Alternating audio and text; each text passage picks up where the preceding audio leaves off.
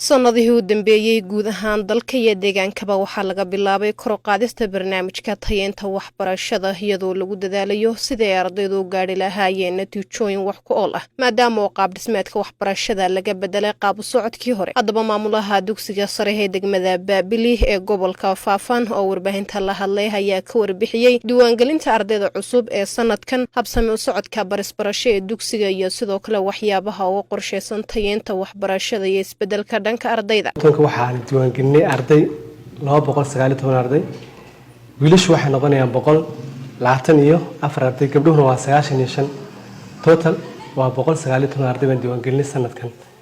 inkastoo ay arday habsan iska jirteen wali diiwaangelin, laakiin waxaa noo soo xaadiray imkaan diiwaangelinay waa 219 arday.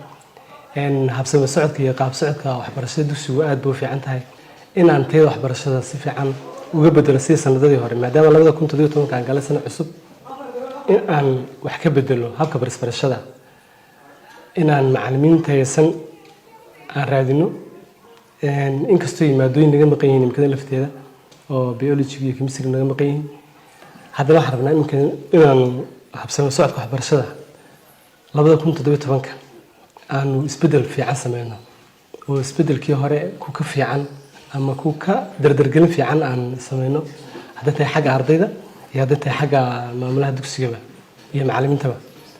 marka insha Allah waxaan rajeynayaa in sanadkan aan isbedel adag muujino anagoo isku duuban. hadday noqoto xagga isku xirka waalidiinta iyo dugsiga, xagga isku xirka waalidiinta dugsiga horta aad buu fiican yahay, wuu wanaagsan yahay. maraalin markaan waalidiinta u yeedho way yimaadaan, shir haddaan xitaa uga baahano way nala qabtaan way yimaadaan.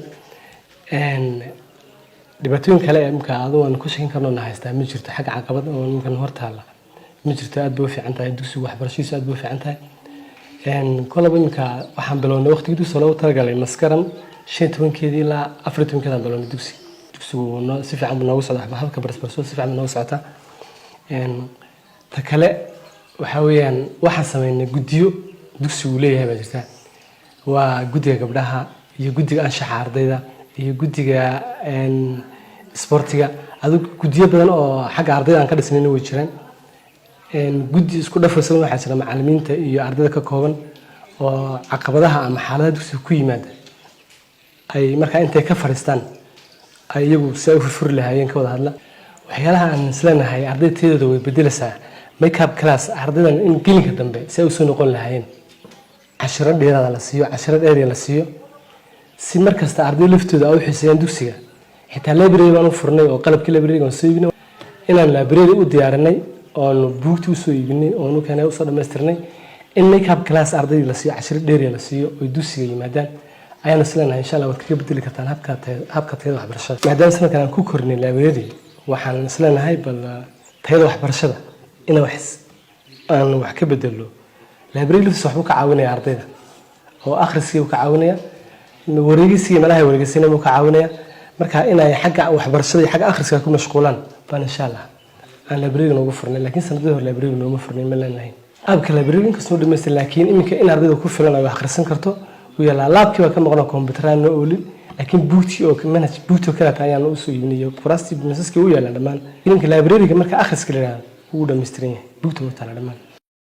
dhankooda qaar ka mid ah ardayda dugsigan ayaa ka hadlay qorshayaashooda ku aadan sida uu gaadhi lahaayeen yoolkooda iyo natiijo ka duwan midii sanadadii hore. koowaad waxaan ku bilaabay in ardayda horta ay iskooda wax u akhriyaan, ay dadaalaan.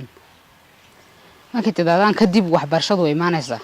ma imaan macallimiintina inay maadiin oo wax ka qayb qaataan oo ardayda caadi u faasiyaan oo arday macallimiin Soomaaliya nuugu jirto naloo keeno oo aan degmooyinka ama deegaanasha ka qayb qaadano inaan baasno 12 inkastoo la dhacay sanadkii hore ma dhahayn anagu waa la dhacay ma waan dhacayna anagu qalbiyaasha ardayda taaba ku jirta boogta. laakiinse waxa la rabaa in qalbiyaasha taa laga saaro oo macallimiinta caadi u dadaala ciyaalkina caadi loo ardayda caadi u dadaalaan oo markaa la gudbo oo 12 maanta kadib 2017 kadib in la baasan jiraan. laakiinse in kuuli ma sameyn waxaan rajeynayaa inaan wax kasta wax badan iska bedelo sidii sanadkii hore inaan ka duwanaan rajeynayaa.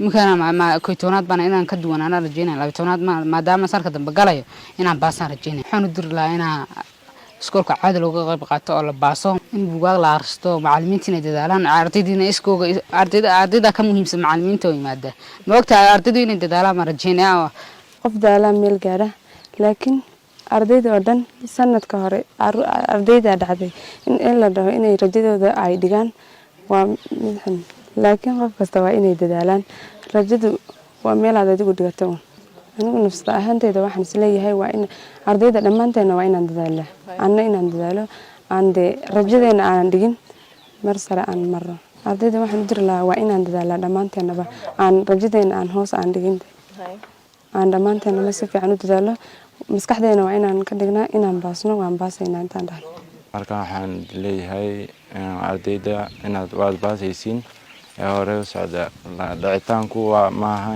inaad moraalkiina idinkugu jabo waa muhiimadda waxaa la saarayaa inaad akhrisatid oo aad dadaashid marka waad baasaysaa laakiin haddaad akhrisanin waad dhacaysaa inaad baasid lama yaabo marka waxaan idin leeyahay akhrista oo dadaala saad u baastiin waxaa ii qorshaysan inaan dadaalo aan akhristo jadwal aan samaysto ii gaar ah aan dugsigana kusoo noqdo librariga akhristo si aan u baaso